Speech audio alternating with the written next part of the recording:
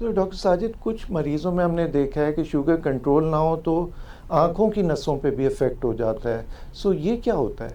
دیکھیں، شوگر کی جو کمپلیکیشنز ہوتی ہیں، ایک مائکرو سرکولیشن ہوتی ہے، ایک میکرو سرکولیشن ہوتی ہے. جس طرح یہ آنکھوں کی شریانیں بھی بہت چھوٹی چھوٹی سی ہوتی ہیں، مائکرو سرکولیشن ہوتی ہے. وہ جو آپ کا آنکھ کے پردے پہ جو شریانیں ہیں وہ متاثر ہوتی ہیں، پھر اس کے ساتھ آپ کے آنکھ کے پردے کی وجہ سے نظر چلی جاتی ہے. اسی طرح آپ کے پیروں میں جو نسیں ہوتی ہیں ان کو بھی ایک مائکرو سرکولیشن ہوتی ہے، اس کی وجہ سے جو ہے نا آپ کے جو ہے وہ نیوروپیتھی ہو جاتی.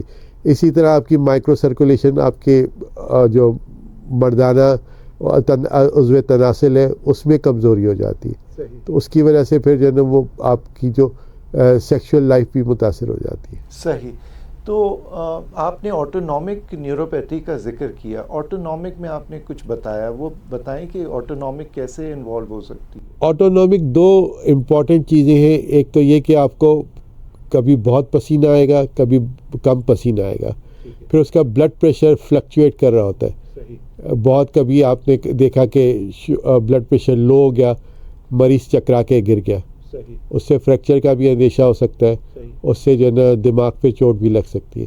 اسی طرح ایک دم سے بلڈ پریشر شوٹ کر گیا، 200 پہ چلا گیا، 180 پہ چلا گیا، اور کسی دوا سے اثر انداز نہیں ہو رہا، اور وہ بلڈ پریشر کو آپ 2 3 دوائیں کھلا رہے ہیں، اس سے فرق نہیں پڑا. اسی طرح گیسٹروپریسس ایک بیماری ہے کہ مریض کہتا ہے کہ ڈاکٹر صاحب مجھے بھوک نہیں لگتی، میرا پیٹ بھرا بھرا سا رہتا ہے، مجھے قبض کی شکایت ہے. وہ یہ ہوتا ہے کہ آپ کی جو آنتوں کی جو رفتار ہے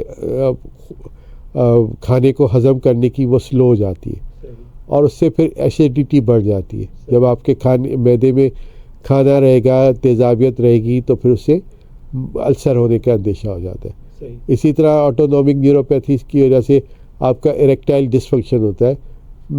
مرد جو ہے وہ اپنی سیکشولی ایکٹیویٹی کو جاری نہیں کر پاتا، تو اس کی وجہ سے ڈپریشن، انگزائٹی، سیکشول پرابلمز آ جاتے ہیں. مرد عورت میں دل پہ یہی ہے کہ بلڈ پریشر شوٹ ہونے سے ہارٹ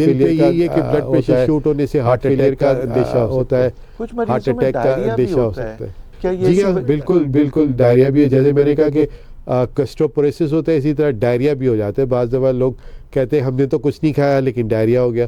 وہ بھی یہ کہ آتے یا تو فاسٹ ہو جاتی ہیں، بہت سلو ہو جاتی ہیں. اس کو ہم اریٹیبل باؤل سنڈروم کہتے ہیں. سم ٹائم اس کا بھی ریلیشن جو ہے وہ ڈائبٹیز سے بھی ہوتا ہے. ٹھیک ہے.